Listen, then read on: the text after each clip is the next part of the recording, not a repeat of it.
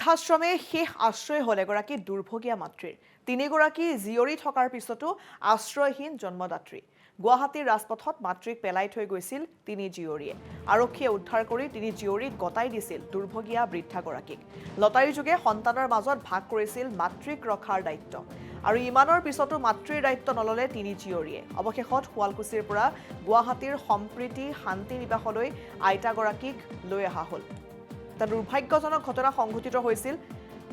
তিনিগৰাকী জীয়ৰী আছে, তিনি সন্তানক যিগৰাকী মাতৃয়ে জন্ম দিছিল সেই সন্তানেই মাতৃগৰাকীক এৰি থৈ গৈছিল অসুস্থ অৱস্থাত। আৰু একাংশ স্থানীয় লোকে সেই কথা গম পোৱাৰ পাছত আৰক্ষীৰ কাষ চাপিছিল।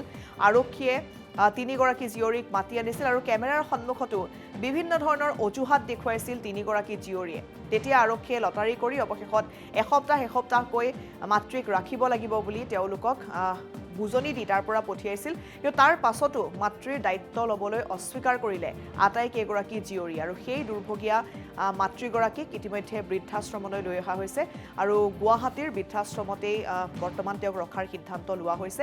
আৰু ৰাজপথত এৰি থৈ যোৱা সেই মাতৃগৰাকীৰ আলৈ আথানি হৈছিল আৰু একাংশ স্থানীয় লোকে, একাংশ সুহৃদয়বান লোকে সেই মহিলাগৰাকীক আৰক্ষীৰ কাষলৈ লৈ গৈছিল। আৰু তাৰ পাছত যদিও মীমাংসা হৈছিল এই ঘটনা, কিন্তু তাৰ পাছতো জীয়ৰীয়ে দায়িত্ব নলওঁ বুলি অৱশেষত মাতৃৰ আচলতে সকলোবোৰ দায়িত্ব গ্ৰহণ নকৰোঁ বুলি আৰক্ষীক অৱগত কৰে। আৰু সেইবাবে গুৱাহাটীলৈ লৈ অহা হৈছে আৰু গুৱাহাটীৰ সম্প্ৰীতি শান্তি নিবাসত বৰ্তমান আইতাগৰাকীক ৰখা হৈছে। সাংঘাতিক ঘটনা। এইটো আমি ভাবিব নোৱাৰা, অসমত প্ৰথম শুনিছোঁ। আমি এতিয়া NGO চলাই আছোঁ, অল্ড এজ হোম চলাই আছোঁ যদিও অত দিনৰ পৰা এটাই শুনিছিলোঁ যে ল'ৰাই মাক বাপেকক নাচায়। কিন্তু এই বস্তুটো এবাৰ আমাৰ সাংঘাতিক ডাঙৰ, মানে এটা আমি ট্ৰমা পোৱা নিচিনাই। আৰু চবতছে আচৰিত যে আমি হাতযোৰ কৰিব লগাও হৈছে তেওঁলোকক যে নিজৰ মাকক ৰাখক। হাতযোৰ কৰিও বুজাইছোঁ, বেয়াকৈ কৈও বুজাইছোঁ, ঠাণ্ডা মগজুৰেও বুজাইছোঁ, মুঠতে নুবুজে। মানে যোনদিনা আমি খবৰ পাইছোঁ, খবৰ পোৱাৰ লগে লগে আমি গম পোৱা নাছিলোঁ যে সন্তান আছে বুলি। কিন্তু পিছত আমি গম পালোঁ যে তিনিজনী সন্তানো আছে। আমি লৈও আহিলোঁ একদিন শুৱালকুছিত আইতাৰ কথা শুনিয়ে। আনাৰ পিছত সেইদিনা ঘৰত গোটেই আলোচনাও হ'ল যে ঠিক আছে আপোনালোকে মানে কোনো পধ্যেই নাৰাখে, তিনিওজনীয়ে নাৰাখে। আৰু ডাঙৰগৰাকীয়েতো পূৰা স্পষ্টভাৱে কৈ দিছে মোৰ কাৰণে মৰিলে যদিও কোনো ঠিক নাই, এনেকৈ কৈছে। তো দুইগৰাকী, মাজুগৰাকী আৰু সৰুগৰাকীয়ে কোৱা মতে মানে আপোনালোকে যেনে তেনে হ'লেও লৈ যাওক, আমি ৰাখিব নোৱাৰোঁ। আৰু যি কেয়াৰটেকাৰৰ আমি তেতিয়া কৈছিলোঁ যে যিটো মেডিকেল ফেচিলিটি তেখেত আইতাক আমি দিব লাগে সেইখিনি আমি দিব নোৱাৰোঁ। আৰু আমাৰ তাতে একেবাৰে জেগা নাই আশ্ৰমত, আপোনালোকে ৰাখক, আমি নোৱাৰিম আইতাক ৰাখিবলৈ। কিন্তু তাৰপিছতো তেওঁৰ যিখিনি আমি মানে ব্যৱহাৰ পালোঁ আইতাৰ প্ৰতি, সেই বস্তুখিনি দেখি আমি আকৌ ঘূৰাই লৈ গ'লোঁ। আৰু এইটোৱে তেওঁলোকে কথা দিছিলে আমাক যে এগৰাকী কেয়াৰটেকাৰ ৰাখক, যিটো তেওঁৰ পইচা হয় আমি তিনিওজনীয়ে মিলাই পেলাই ভাগ বতৰা কৰি পেলাই আমি দিম। কিন্তু একমাহ নহ'লে তাৰ আগতে মানে আইতাক আমি একেবাৰে ৰাখিব পৰা অৱস্থাত নাছিলে, কাৰণ আমাৰ অলপ ফাইনেন্সিয়েলিও প্ৰব্লেম হয়। কিন্তু তথাপিও আমি ৰাখি পেলাই তেওঁলোকৰ লগত বহুত আলোচনা কৰিলোঁ যে আমাক এতিয়া 1 টকাও দিব নালাগে, আমি ৰাখিছিলোঁ কেয়াৰটেকাৰ এগৰাকী, 1 টকাও দিব নালাগে, খালি আমি আইতাক আপোনালোকক থৈ আহিম, আপোনালোকে যিটো পইচা আমাক দিব এটা ৰুম চাই দিয়ক বা NGO এগৰাকী ছোৱালী ৰাখি দিয়ক, পূৰা চোৱা চিতা কৰিব। আপোনালোকে যদি চাব নোৱাৰে এটা সৰু চাই ৰুম এটা দিয়ক, তাতে আইতাক ৰাখক, ধুনীয়াকৈ আপোনালোকে চোৱা চিতা কৰিব পাৰিব। সেইটোতো মান্তি নহয়, কোনো পধ্যে মানে মান্তি নহয়, মুঠতে নাৰাখে। হয় মানে পেলাই দিব, হয় কিবা কৰিব, মানে তৰ্ক বিতৰ্ক। বাতৰিটো হোৱাত মানে আমি গম পালোঁ যে আকৌ পেলাই থৈ আহিলে। মানে যোৱা শনিবাৰে আমি ইয়াতে আহি পেলাই থৈ গ'লোহে। OC ছাৰো আছিলে, চব আছিলে ইয়াৰে। আৰু আমাৰ থানাৰ মানুহখিনি আমাক বহুত সহায় কৰিছে, বহুত বুজাই মেলাই ইয়াতে থৈ গ'লোঁ। গধূলি 5টা বজাত আমি গৈ গুৱাহাটী পাইছোঁ। পিছদিনা 5টা বজাত আকৌ গড়চুক থানাৰ পৰা ফোন কৰে যে আৰু এগৰাকী আইতা পাইছোঁ, আপোনালোকে ৰাখিব নেকি? তেতিয়া আমি ক'লোঁ এদিনৰ কাৰণেও নোৱাৰে, মানে 1 ঘণ্টাৰ কাৰণে। আৰু বিশ্বাস কৰিব, ইয়াতে ইমান দেৰি ৰাতিপুৱা 11টা বজাৰ পৰা 6টা বজালৈকে বহি আছে। একজনী জীয়েকে চুইও নাচালে মাকজনী, উভতিও নাচায়, পানী একটোপা নাচায়। আজি আমি মাজুজনী ছোৱালী প্ৰাণ।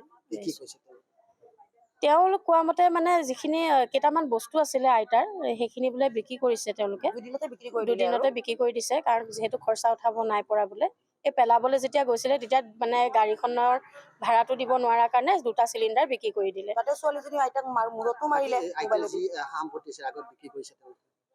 এতিয়া কোৱা মতেতো কিবা মাটি চাটি কিবা কেচকাল লাগি আছে হয়তো আমাৰ এতিয়া এটা থিংকিং আৰু সেইটো শুনিবলৈ পাইছো আমি ইমান ভিতৰুৱাকে তেওঁলোকৰ এইবোৰ সোধা নাই কিন্তু মাজতে গম পাইছিলো যে মানে কিবা অলপ তেওঁৰ নামত মাটি আছে সেই মাটিখিনি মানে কিবা কেচকাল লাগি থকাৰ কাৰণে এতিয়া তিনিগৰাকীক লাগে নে নালাগে সেইটো আমি নাজানো কণ্ডিশ্যন আমাৰ এটাই আইতাৰ যিমান যি বস্তু আছে আমি আমাৰ আশ্ৰমলৈ লৈ যাম যি একদম পুৰা হ'ল মানে আইতাক আমি লৈ গৈছো যেতিয়া চব দায়িত্ব আমাৰ আৰু যাতে কেয়াৰটেকাৰৰ ফিজটো তেওঁলোকৰ তিনিজনী আমাক মিলাই দিয়ক আৰু বাই হুকৰ বাই ক্ৰুক তেওঁলোকে দিবই লাগিব যিহেতু ল'ৰা ছোৱালী হয় নিজৰ ছোৱালী হয় তেওঁলোকে কষ্ট কৰি হ'লেও দিব লাগিব মানে বিৰাট ফূৰ্তি তেওঁ আমাক দেখি কান্দিছে কান্দি পেলাই প্ৰথম কথাটোৱে কৈছিলে মোক এৰি থৈ গৈছিলে এতিয়া মই যামেই মোক লৈ যা আজিয়ে নিবিনে এনেকে কৈছে আজিয়ে নিবিনে বিৰাট মানে আমাক খুব মনত পেলাই আছিলে বোলে আমাৰ সংস্থাটোৰ নাম সম্প্ৰীতি শান্তি নিবাস আৰু আমাৰ NGO এটা আছে সম্প্ৰীতি সেৱা ফাউণ্ডেশ্যন আমি টোটেলি অৰফেন মানুহৰ কাৰণে কাম কৰি আছো ফিল্ডৰ কামো কৰোঁ আদিবাসী মানুহখিনিৰ কাৰণে কাম কৰোঁ আৰু বিশেষকৈ আমাৰ যিখন আশ্ৰম সেইখন পুৰা ফ্ৰী অফ কষ্ট হয় অকল অৰফেন মানুহৰ কাৰণে যোগাযোগ কৰিবলৈ হ'লে নালাপাৰা আৰু এটা অমানৱীয় ঘটনা আৰু এই ঘটনা বহুবাৰ এনেকুৱা ধৰণৰ ঘটনা সংঘটিত হৈছে কিন্তু এগৰাকী দুগৰাকী নহয় তিনিগৰাকী জীয়ৰী থকাৰ পাছতো সেই মাতৃগৰাকীৰ থাকিবলৈ ঠাই নাই তেওঁৰ আশ্ৰয় নাই আৰু এতিয়া বৃদ্ধাশ্ৰমতে তেওঁ থাকিবলগীয়া হৈছে নিজৰ কন্যাই তেওঁক নাচায় আৰু বাৰে বাৰে তেওঁলোকক অনুৰোধ কৰাৰ পাছতো আৰক্ষীয়ে তেওঁলোকক বুজোৱাৰ পাছতো কোনো পধ্যেই নিজৰ মাতৃক ৰাখিবলৈ তেওঁলোক অপাৰক আৰু সেই ঘটনাৰ পাছতেই এই ঘটনা যেতিয়া প্ৰথমতে সংঘটিত হৈছিল তেতিয়াই